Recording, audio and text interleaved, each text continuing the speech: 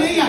So yan, alam nyo, nakakatuwa kasi less than 24 hours ay talaga namang more than million na po ang views ng trailer, the main trailer po. Pero this afternoon, papakita natin ang bawat episode trailer. So, Panoli, Miss Isa Calzado. Yan. Yan, post mo na yan. Picture. Saan ba kung post mo? Sa second.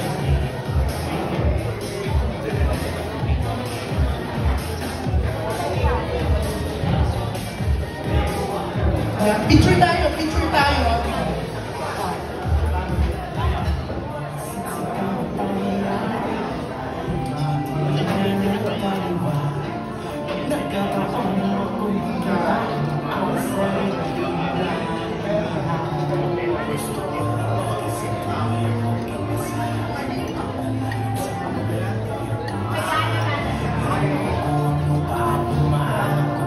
Medyo mas malaki siya. So, sa gitna, ayan. Medyo lang, sabi ko, pero payan nga siyang bongga. Sa left. Sa left naman. Yan, right. Giving angel. Next speech start ko ng GMA7. And thank you. And next natin si Mix Moderno. On your left, on your right. Yan, thank you, Mix. At syempre, ito naman po ang stars ng Rage. Yan.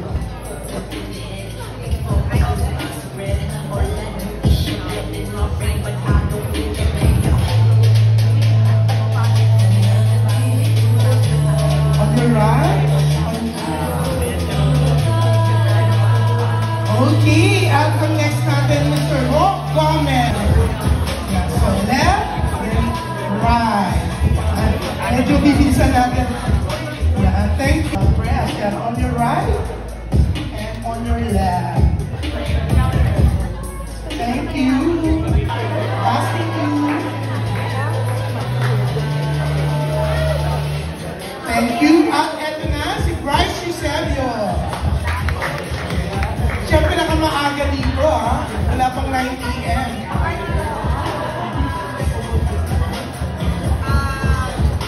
Okay, thank you. And next is Nika Reeves.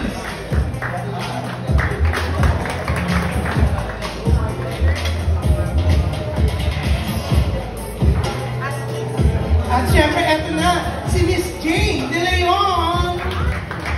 Mag-birthday vacation. Kasi in-adjust namin kung schedule. Syempre, yan po, Jane and Artie.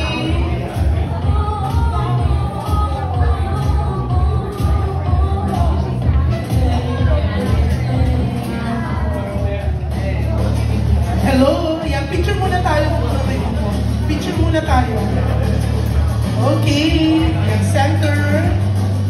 On your left. Yan. And on your right. Yan, thank you. Siyempre, mukbang episode sila. At siyempre, eto, nasa mukbang episode din.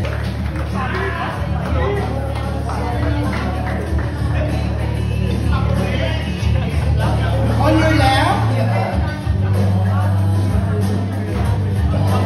On your right. Thank you. At ito ang next natin. May naman, so dami mo palakpak. On your right. On your right. Left ear. Right ear. Tama right ear. Right ear. Right. Niloko lang kita.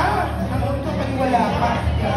Okay. At syempre, ito si Francis. On your right. On your right. On your left. Thank you. Mr. Francis Mata. Ito si Ken. Alam mo, pinagkabala ko siya director niya. Ay, kailan na rin nila. Hindi siya si director in charge. Si Nino Racket. Yan. Yeah, on your left. On your left. On your left.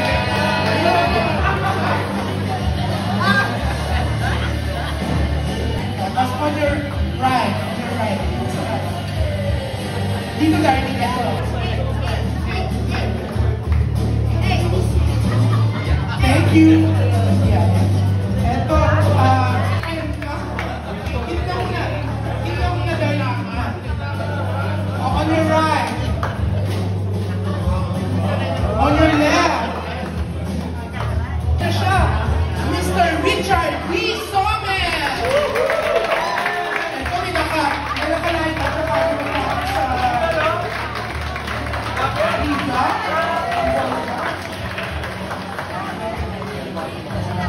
On your right, on your left, ang editor ng Grace, Mr. Joey Guzman.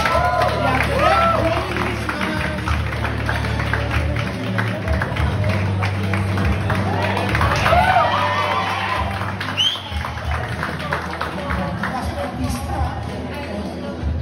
So, ang next natin, director ng lupa, Mr. Jarod Taron.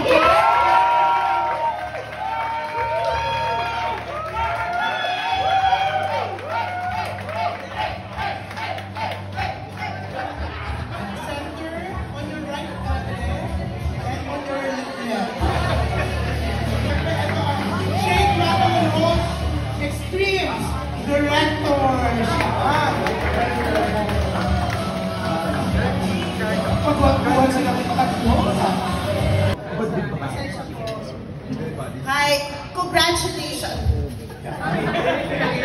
Kasalanan mo yan, MJ, bakit dinado mo si Mr. Rosel, ha? Oh my gosh, of course, thank you siya.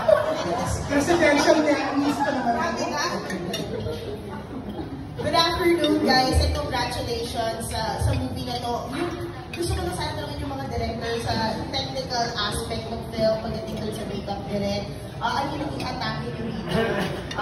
And what kind of horror will the audience experience this time around? Yan.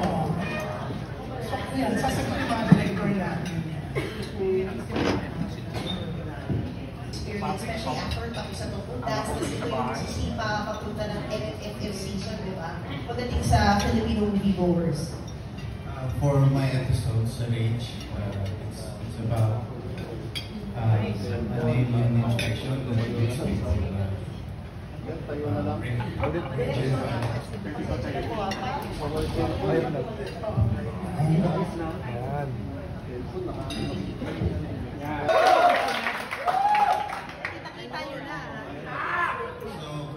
Rage is about an alien infection.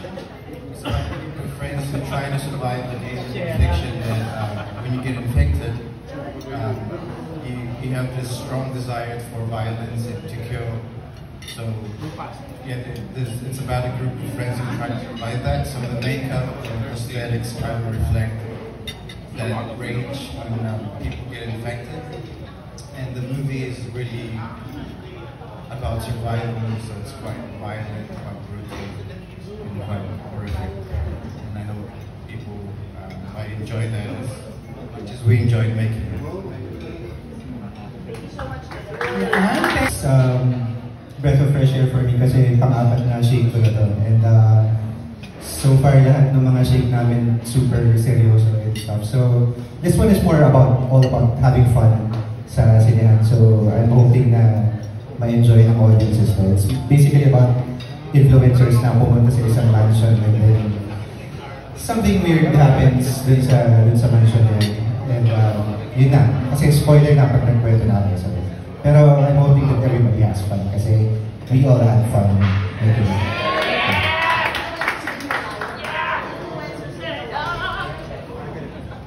Yes, at syempre, Direct Richard B. Sommer.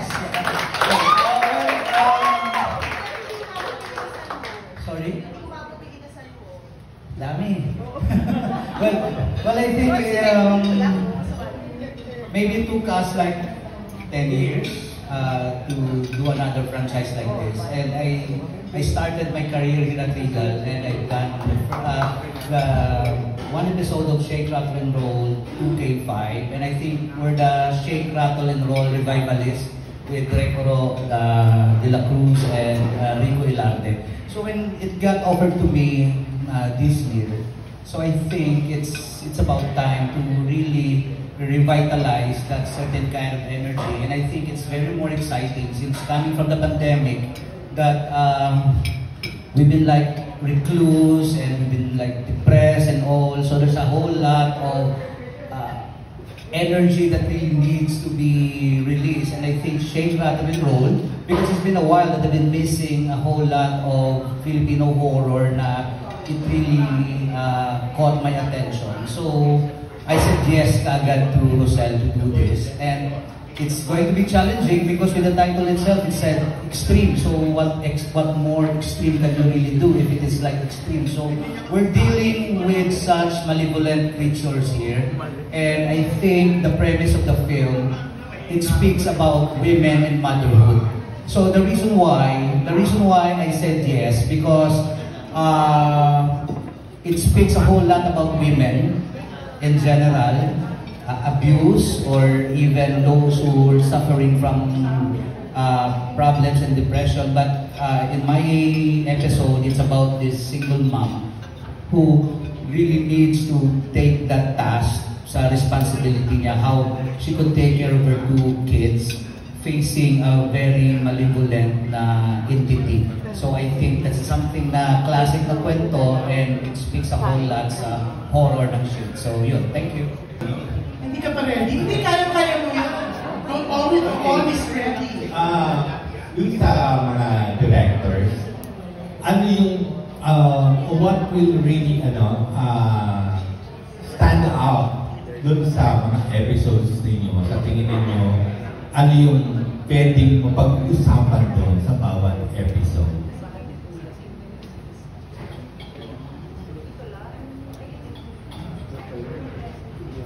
I think my episode is a lot of action. I haven't seen the other episode. But I think that's where my episode could stand out. There's a lot of action and yeah. Direct Richard. I'm proud to say that maybe it's the performance of my actors here. So it reminds me so much of those classic na Shake, Rattle and Roll ni na Peke and na Ishma. Na the fear itself is with my characters and how they portray it. So I'm proud to say it. The horror, I mean, it's already given. But the thing is, it's nice to really work around with actresses or actors that give their whole performance, most especially in the horror. So I think it's the acting piece ng mga artista. Director. I'm just hoping na ano siya. Kasi dinesign namin siya na complete package in episode. So there's a lot of action, there's horror of course, and there's also a lot of comedy.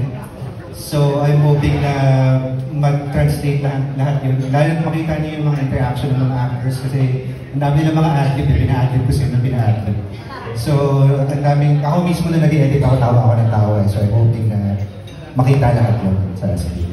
Okay, para sa mga artista natin, short and sweet lang kung saan episode kayo at ano yung mga characters niyo.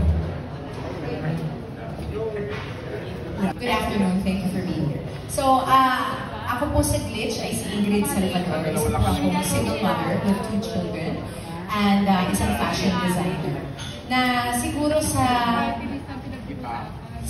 hamon ng buhay, minsan yung, alam mo yung nawawala ka na minsan ng faith sa Panginoon or siguro medyo cynical ka na minsan. Pero sa kwento po namin, nakikita niyo yung journey ko, kung paano ko ipaglalaban ang pamilya ko at kung paano ko, siguro paano manunumbalik ang aking faith. Yes, Donna.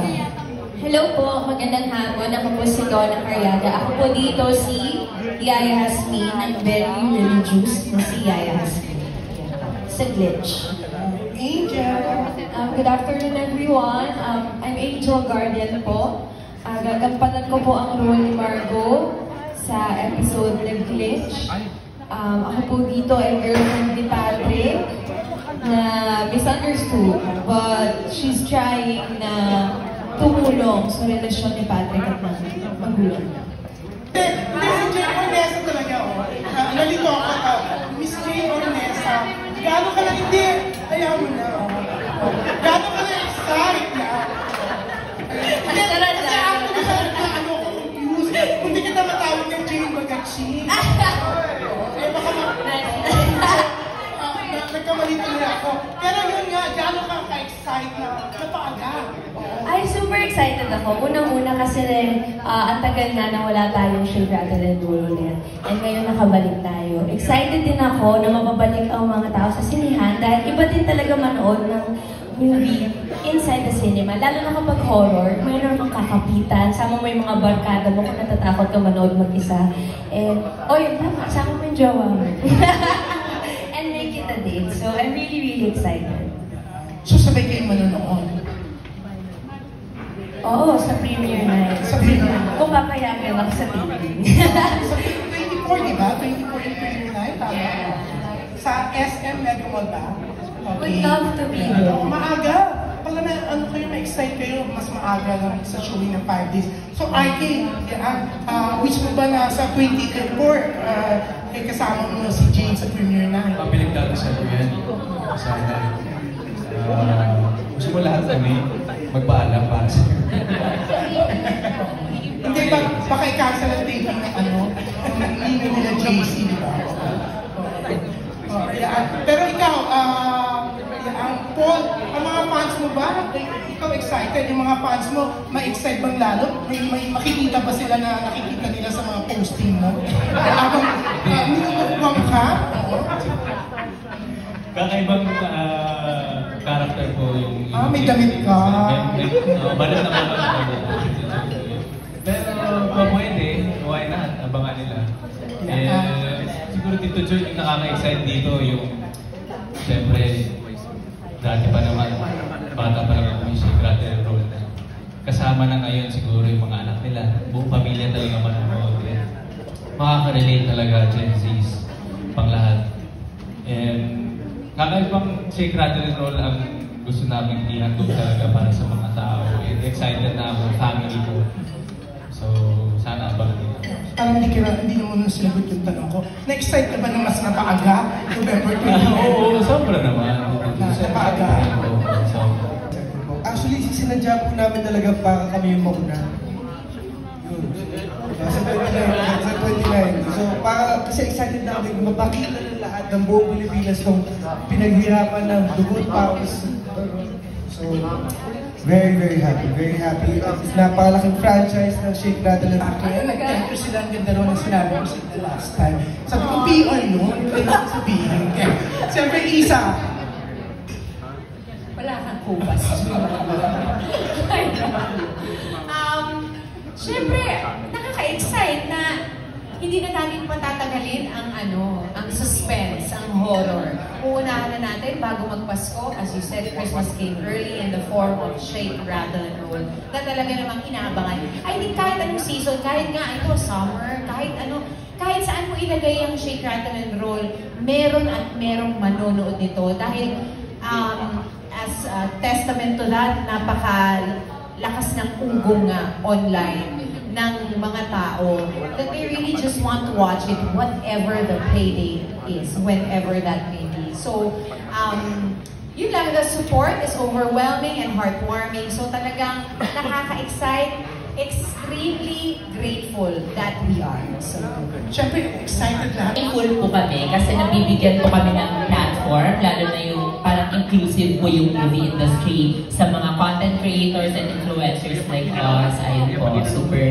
thankful po kami na parang pinarge po kami, lalo na sa comeback ng movie na ito. And of course, syempre, with the help of our directors, producers, and sa lahat na gumawa ng movie na to, it will make it memorable and remarkable po. Yun po yung nagpapakilala sa amin lahat. And ayan, hopefully magko-continue pa to, hindi pa to yung last namin. And ayun, thank you for the inclusivity, the inclusion.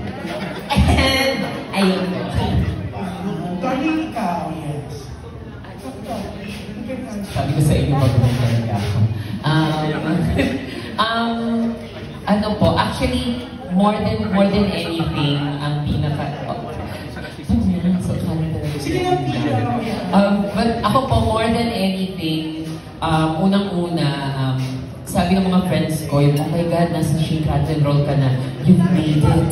Sabi sa akin. Kasi, but because Shake, Rattle, Roll is such a staple, and I think yung nag-trend yung Shake, Rattle, and Roll, that's also a testament of how this movie has a cultural impact really in pop culture and also in Philippine cinema in general. But more than that's why everyone is excited. But more than anything, para sa akin, special po itong pelikulang ito because I was able to do a movie with R.K. Bagatsing. Because it's a full circle moment. I actually wrote RK's first movie, Slumber Party. So I wrote that movie and that's RK's first movie. Nung time na yun, gusto ko lang namang gumawa ng pelikula and all at magsulat about our experiences. And then, so it's really a full circle moment that I'm doing a movie with RA who played me in Slumber Party. So, yun po, ang saya-saya. So, more than anything, that's really what makes Shake, Rattle, and Roll very special to me.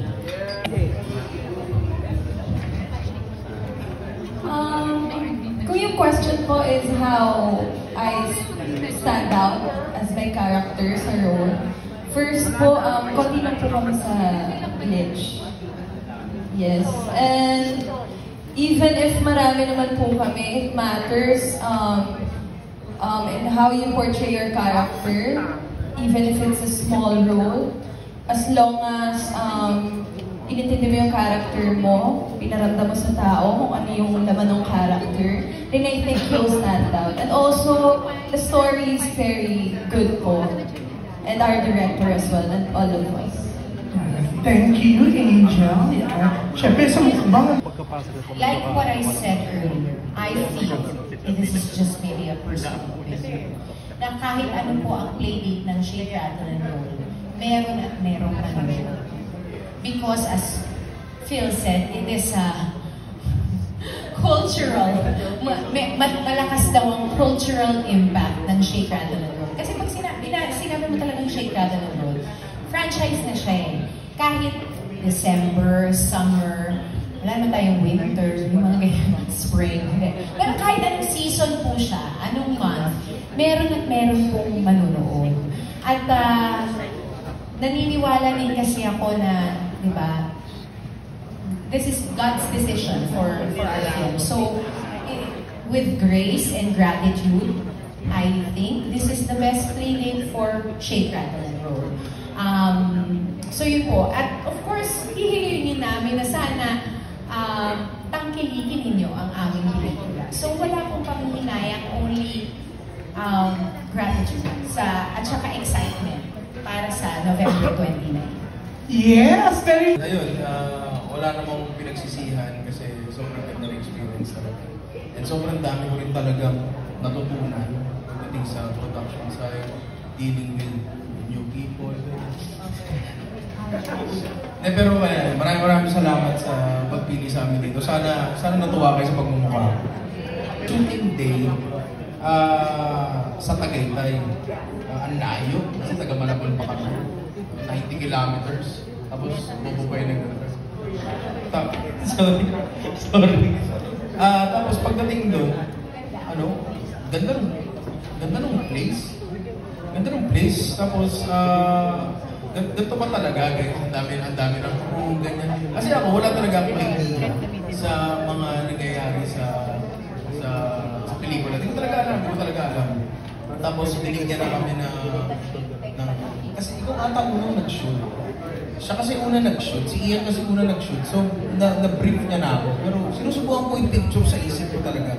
Pero pagdating ko doon, ibang-iba pa rin talaga yung experience. Tapos, pagdating doon sa room, ito na yung mga kasama ko, yung mga gwapong to, kasama ko doon. And siguro swerte na lang din kasi hindi ako hirap makipag-usap sa mga bagong tao. Kasi I feel like kung ikaw ganun ka, medyo hirap ka makipag-usap sa bagong tao, baka ma-awkwardan ka, ganyan. And siguro bago matapos yung araw, mag-tropa na kami. Okay na kami lahat. Tapos yun yung nagpadali lalo na na. Kahit mahaba yung oras, technical kaibigan mo na yung mga kasama mo. Mas madali na. Nakagawa ka na lang mo. Kasi may mga mommies, di ba, na ayaw pa muna, gustong i-enjoy muna yung kanilang mga anak. So anong meron sa Shake, Rattle, and Roll para mapabalik ka sa paggawa ng pelikula? Very good question. Thank you. Actually, nung time kasi na yun, yung mga offers dumarating na. So, nung sinabi nila na 6 days yung magiging trabaho ko, sabi ko, unang-una pala sa lahat, syempre, Shake, Rattle, and Roll siya. So, syempre, malaking contention. Parang, oy, pwede. Kasi, yun nga, like I said earlier, it is a strong franchise. At hindi ko ito unang Shake, Rattle, and Roll. Nung sinabi na sinulat ni Noreen Capili at Anton Santamaria din, syempre, consider ka. Director mo si Richard Somes, the more that it gets appealing, diba? So you're considering all these things. And then when they said na 6 days ka lang kailangan, itinitimbang ko talaga nun kung ano ang kaya kong gawin ngayon na nanay na ako. Hindi mahirap umuo sa 6 days. Kasi actually, it was also a way for me to gauge kung kakayanin ko ang teleserye, kakayanin ko kung ano yung mga dumarating na alok nga para sa akin. So I did it. I did it for myself as an artist because I was also missing, being on set. Pero not to the point na makakompromise ko na matagal akong mawawala sa anak ko. So parang it was a good compromise. Tapos nasagot ko rin yung mga katanungan sa isip ko na kaya ko bang mag-teleserye ngayon at that time. And the simple answer is no. So that's why hindi ako tumanggap ng teleserye. At pelikula para sa akin. Kasi pelikula, alam mo kung kailan ka matatapos. Alam mo, like, nung sinabing 6 days, yes. Pag sinabihan ako siguro ng 12 days, I'll consider it. Yung ganyan. Pag teleserye po kasi, in as much of course, it's a blessing. And sino po ba ang hindi gusto magtrabaho? Lalo na anak, nanay ka, may anak ka, kailangan mo mag-provide para sa pamilya mo. Pero, yun nga, tinitimbang ko ngayon, hindi na lang yung ganun hindi na lang yung project, ang dami. And the number one thing talaga that I think about is my child. So if it's time away from her, is it worth it? Napaka-intentional pag ng choices ko. Kasi ang resources natin limited. Time for me is a very precious resource. Of course, merong pera, talent, may energy. So lahat yan, sa bawat gagawin ko, ang isang malaking learning ko talaga ngayon na nanay na ako, I have to be intentional with what I say yes to. And the things that I say no to are also very, very important. So I'm glad I said yes to Shake, Rattle, and Roll Extreme and to be part of this with all of you today. And we are very proud of our film. So, yun, thank you for asking that. Kasi totoo yun ano nga ba, bakit, di ba? At salamat po sa Regal Films para sa oportunidad na ito. Hindi nyo naman to first time mag-movie ni Arky, nakailan na kayong pelikula together? Pangatlo na to. Oo, pero I think ito yung first, yung horror yung movie. Yes. Kamusta? Anong pinagkaiba nung horror ang ginawa nyo bilang mag-shota? Mas masarap bang tumilitili at matakot kasama ang jowa, Jane? Oo, kakaibang experience din. Talagang extreme din. Kasi yung una namin, drama and romance. And then yung second, mas mature, daring. So, ibang version na naman namin to. And super na-enjoy ko kasi gaya nga ng sabi ni Direk kanina, marami kami comedy din. So, dream din namin gumawa ng comedy together. So, medyo na-check yun sa bucket list namin na horror and comedy dito sa Shake, Rattle, and Roll. And any project naman with with him is, i-enjoy ko. Pero kayo yung couple na mahilig mag-away ba? Dito, sabi mo? Oo, dito. Nakakatawa kasi para kaming aso at pusa dito sa movie. Lagi lang kaming nagsasagutan. Sa movie. So, hindi ba kayo gano'n sa totoong buhay, no? Hindi. Oo. Ba't naging comedy? Ba't may comedy aspect? Kasi ano siya horror siya, but at the same time, it's very entertaining kasi hindi rin nila alam how to deal with everything that's happening. And dahil nga barkada siya, iba yung dynamics din niya na yung takbuhan, yung nagsama yung horror and comedy. So yun dapat din nila abangan kung paano magyayari yun. Real life girlfriend mo sa isang horror film. Yun yan, tulad ng sinabi niya, pangatlong movie na namin ko. And minanifest din namin na sana magkaroon kami ng horror, ng comedy. And it's such a blessing na nagsama siya in one project. Tapos, para lang kami naglalaro talaga on set eh. Kasi tulad ng sinabi ni Direk Gerald, marami kaming binigay na improvisation, ad-libs, yung situational lang kung sino kami doon sa sitwasyon na yun. Tapos, hindi ko lang, yung mga character meron silang mga pinagdaanan pero baka maging spoiler. Pero overall, napakasayang experience, not just with Jane, pero with the whole gang. Kaya it's something talaga na excited kami na i-share sa inyo lahat sa November 20. Hindi, iba naman yung question ko siya. Kay Angel, gusto ko mo. Si Angel, ayos sa si Paul mo na. Anong sabi ni Angel? Hindi, Paul kasi hindi mo naman to maraming pelikula yung ginawa. So, ito ba yung tipong mag-pag-inis talaga? Familiar ka ba sa Shake Rattle? For the audience to have that cinema experience. So talagang sobrang sulit siya. Sa casting pa lang, no? Diba? And then of course the directors. And of course the three stories. Tatlong kwento to. Siyempre alam natin Shake Rattle and Roll, these three stories. Pero sobrang pinag-usapan at pinag-isipan ang mga kwento dito. Siyempre we expect monsters. May monsters dito. Suspense, horror, and nakakatuwa, nakakatakot. Lahat na lang ng emotion nandito sa pelikula ito. Na-heard yung press, na-heard yung mga nagmamahal kay Mother, kila Rosel sa Regal Films na sabi ko nga hindi pa napagbigyan. Pero nakakatuwa na lahat tayo, sabi ko talaga sa kanila, sobrang natuwa si Mother na we're all willing to help promote Shake, Rattle, and Roll Extreme. Kasi sa pagmamahal natin sa Regal, kay Mother Lily, kay Rosel na walang sawa naman talaga na nagpuproduce ng pelikula. Even during the pandemic, nag-online sila, gumawa sila ng mga online shows, nakipag-collaborate sila with GMA7. And for that, Miss Rosel, talaga naman, dapat na naman talaga kayong supportan at mahalin. Kaya, full support talaga kami. So again, it really proves of how impactful and how this movie always pushes the boundaries of Filipino horror cinema. And I think it's very important na pag-usapan po yun at malaman ng maraming tao. Kaya naman po, again, we would like to invite everybody to watch Shake, Rattle, and Roll Extreme on November 29. Ayan, mga nasa TikTok, tambay sa TikTok, huwag po tayo maghintay na i-post po siya, na pipiratahin po siya sa TikTok. Panoorin po natin ito sa sinehan kasi for sure po, this will gonna... English! Kasi for sure po, this is fun, this is scary, and there's more definition of extreme in this movie. Ayan po, November 29 po sa mga sinehan, Shake, Rattle, and Roll. Hello po, magandang hapon po ulit sa inyo lahat. Maraming salamat po dahil pinaunlakan niyo po kaming lahat ngayon. Mag-iingat din po kayo mamaya pa uwi.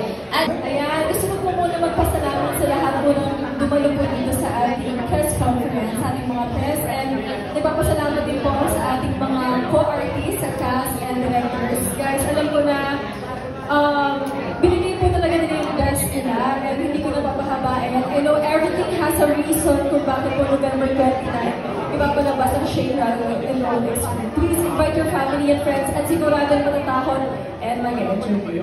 Pero eto syempre, ang nagbabalik, Miss Isa Calzado. Parang yun yung mga English mga veteran stars. gusto ko po muli pasalamatan ang ating mga kaibigan sa press sa inyong pagdalo dito ngayon sa ating media conference. At hinihiling po namin ang inyong suporta. Kailangan po namin ang tulong ninyong lahat para mas malaman ng mga tao kung kailan kami papalabas at kung bakit kami dapat panoorin. So maraming salamat po sa